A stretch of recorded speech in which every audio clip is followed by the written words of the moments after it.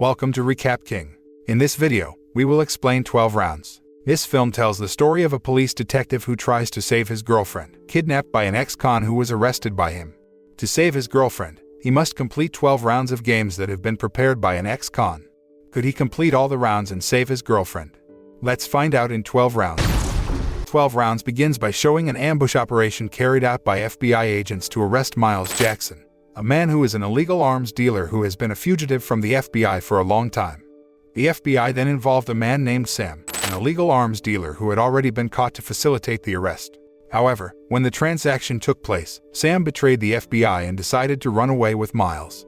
The ambush plan went messy, so the FBI mobilized all its troops to chase Miles and Sam, even asking the local police for help in catching up on their fugitives who had escaped. Meanwhile, two police officers named Danny Fisher and Hank Craver, who were patrolling around the area, immediately rushed to conduct sweeps on every side of the road after receiving information from the FBI about the escape of Miles Jackson.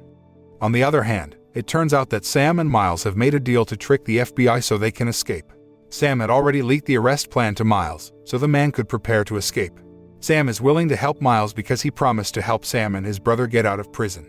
But it turned out that all of that was just a trick of Miles because he had absolutely no intention of saving Sam and then stabbed him and killed him. After killing Sam and his henchmen, Miles then goes to where his girlfriend, Erica Kessen, has been waiting for him as planned. Erica, who came there by car, looks so happy when Miles shows a suitcase with diamonds in it, which he snatched from Sam. The two of them then rushed away before the FBI found their whereabouts. However, when Erica was stopped at a red light, her car accidentally passed the patrol car driven by Hank Craver. Danny, watching a video of Miles and his girlfriend from the FBI's database, immediately recognized Erica and immediately got out of the car to conduct an investigation. Erica tried to remain calm as the two policemen interrogated her. Danny couldn't find Miles in the passenger seat. However, when they were about to open the car's trunk, Miles appeared and immediately shot the two policemen. Danny manages to survive unharmed, but Hank is shot, and Danny rushes to call for help.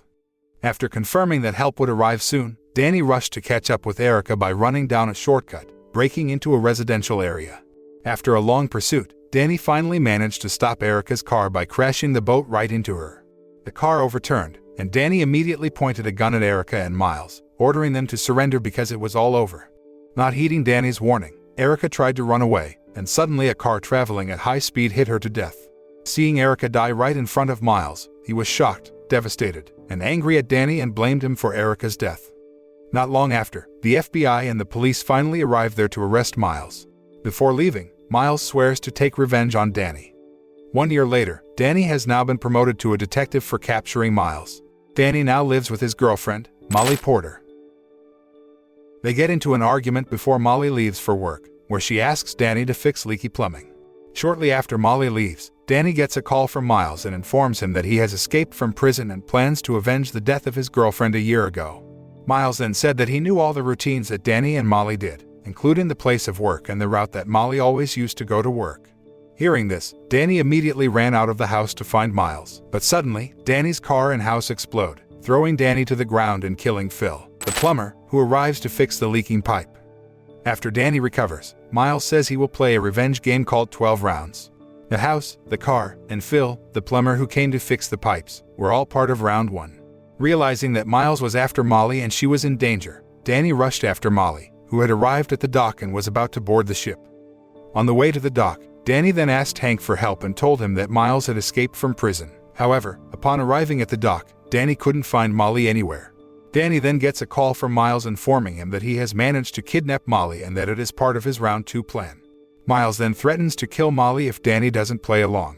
Miles then asks Danny to go where Erica was killed a year ago and find a clue that will lead him to Round 3. Worried about Molly's safety, Danny has no other choice but to join Miles' game. Once there, Danny and Hank must follow a series of clues that lead them to the fire department, where Danny's brother works. Thinking that Miles might have planted a bomb in that place, Danny immediately warned his brother to evacuate everyone there and rushed to the place with Hank. However, after conducting a thorough search, Danny did not find anything suspicious. Not long after, a cell phone rang from not far away.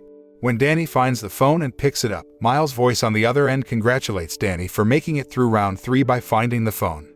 Miles then directs Danny to follow Round 4, where Miles tells Danny to hurry to the New Orleans Savings and Loan Building experiencing a fire accident. Miles asks Danny to extract 2 safe deposit boxes from the building in less than 20 minutes. As Danny races against time to quickly finish round 4 because Miles threatens to have a big explosion there. Hank decides to track Miles' location by intercepting his phone calls. Hank seems to have a clue about the man who helped Miles kidnap Molly and rushes to investigate, while Danny continues the game with the help of 2 FBI special agents, George Aiken and Ray Santiago. When they got there, Danny rushed into the burning building. After breaking through the smoke and with the help of the firefighters, Danny finally found the safe deposit box Miles was referring to. In both boxes, there is a timer, and Miles says that one of them is a bomb. Miles then asks Danny to guess where. Danny must immediately get rid of the bomb's box because it will explode in less than 7 minutes. Miles tells that in the other box, there is a clue that will lead Danny to round 5. Danny rushed to the dock in a fire truck carrying the 2 boxes without thinking. Danny finds a box containing a bomb and throws it into the sea. After that, the FBI agents arrived, and they rushed to check the other box, which contained a cell phone and a room key at the Monteleone Hotel. Thinking that Miles was there, the FBI agents rushed to the hotel to make an ambush. On the other hand, Hank is still investigating to track down Miles' whereabouts.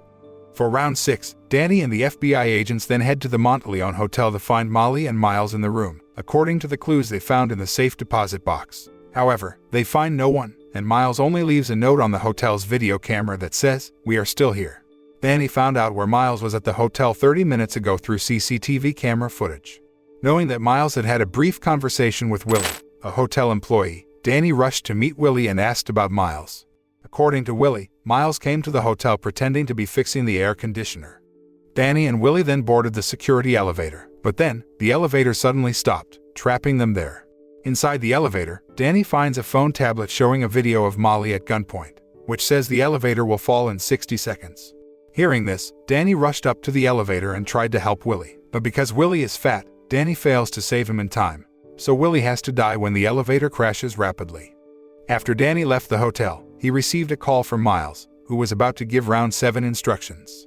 Special Agent George then asks Danny to hold his phone because he will track the phone to find out where Miles is. However, somehow Miles found out about the plan, so he quickly hung up and changed the numbers. For round 7, Miles tells Danny to follow a series of clues that lead him to board the bus, where Danny eventually finds Molly and Miles on the bus.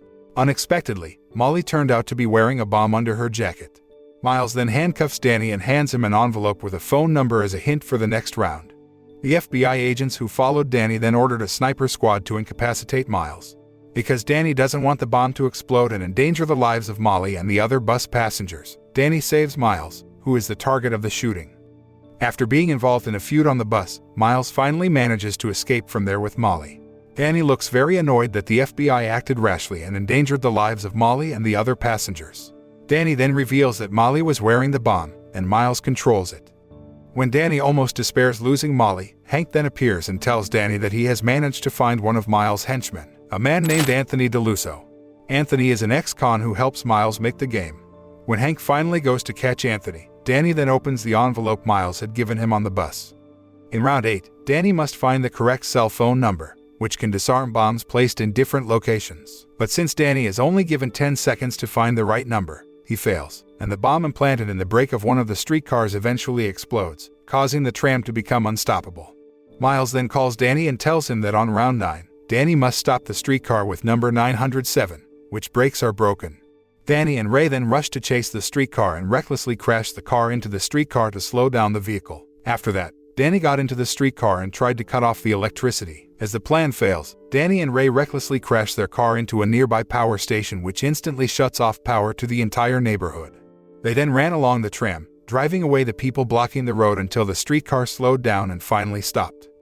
On the other hand, Hank is seen already in a building where Anthony is hiding. But apparently, Anthony already knew of Hank's arrival because everything had been planned with Miles. However, Anthony doesn't know that Miles betrayed him by planting a mine that then blows up the entire building, killing both Hank and Anthony. Miles then calls Danny and tells him that round 10 ended with the death of Anthony and round 11 was won by Miles, who managed to kill Hank. Danny looks so shocked and devastated to hear the news of his friend's death. Miles calls Danny and says that the bomb attached to Molly can only be removed with Danny's fingerprints. In round 12, which coincided 1 year with the death of Miles' girlfriend, Miles asked Danny to find Molly to save her from the bomb vest attached to her body.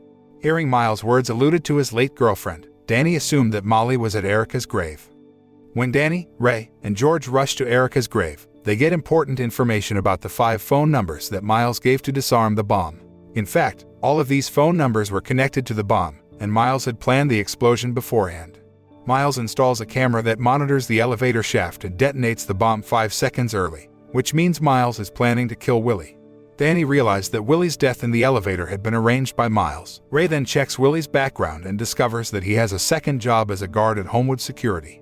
They figured out that Miles was leading them to take out the power because Homewood Security comes in to move the federally unprotected cash from the United States Mint in New Orleans. As it turns out, Miles' grudge against Danny is just a cover for his plan to steal the money. Miles uses Danny to distract federal agents and the police while he carries out a heist. Danny then realizes that round 12 is a wild goose chase because Miles needs Molly, a nurse, to help him escape. Danny rushed to the hospital where Molly worked because he was sure that Miles and Molly would be there. Meanwhile, Miles managed to steal the cash, then transported the money using a body bag. Miles kills the hospital security officers and takes Molly hostage. After that, Miles used Molly's ID card to go to the helicopter on the hospital's roof and planned to escape by helicopter. Seeing Danny's arrival, Molly then distracts Miles for Danny to reach the helicopter mast and successfully board it. Danny and Miles then get into a fierce fight in the helicopter, making it difficult for Molly to control it. With Danny's great fighting skills, he finally knocked out Miles. However, Miles intentionally activates the bomb using a touch phone and throws the switch away. Danny and Molly immediately jump from the helicopter into the swimming pool below them, while Miles is left in the exploding helicopter. The film ends with Danny and Molly about to leave, with Molly saying that she wants to go home, but Danny tells her everything that has happened to her. The moral that can be learned from this movie is never to let ourselves be blinded by money, because if we are too greedy, then, in the end, the money will destroy us.